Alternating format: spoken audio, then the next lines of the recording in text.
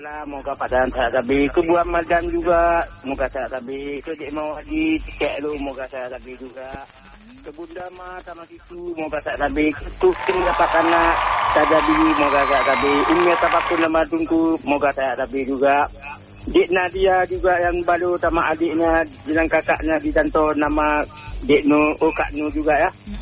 Kak Basuma di Sabah, Kak Nu di Kuala sama suaminya, moga saya tabi juga. Ke Nusiga di Al-Salam di daerah Kedara Upadana, Wadu dan Bukalamat di Ramah Sibe, Kak Buki di Sibe. Ke Pak Tapi, Pak Apan sama Oma, ke Bunda Mimi di Samanani sama suami, moga saya tabi juga.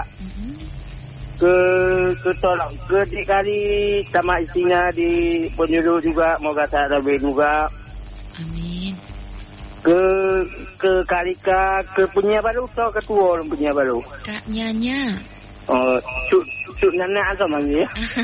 Je. Oh, Cuk Nana, moga Cuk Nana saya lebih dengan keluarga Tabo Kampung sama Umi ya. Oh, ke Dek Non di Lalu sama Adinda sama kakaknya, moga saya lebih diatur di Sibaya. Masuk tadi pembaru siapa? Kak Nurul. Oh, Kak Nurul dan kenal dari Lambu lah. Lagi kenal ke Dek Cinta di Urai Kalin juga, betul.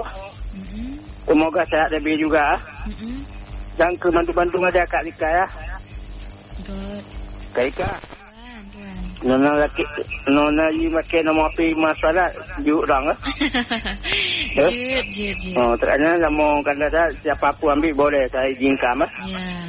Oh, ke kami meja betul. Ke Ibu Aya, ke Dek Ju di Danto di Saban juga. Ke Kak Bampaja yang ada di Kampung Mulia.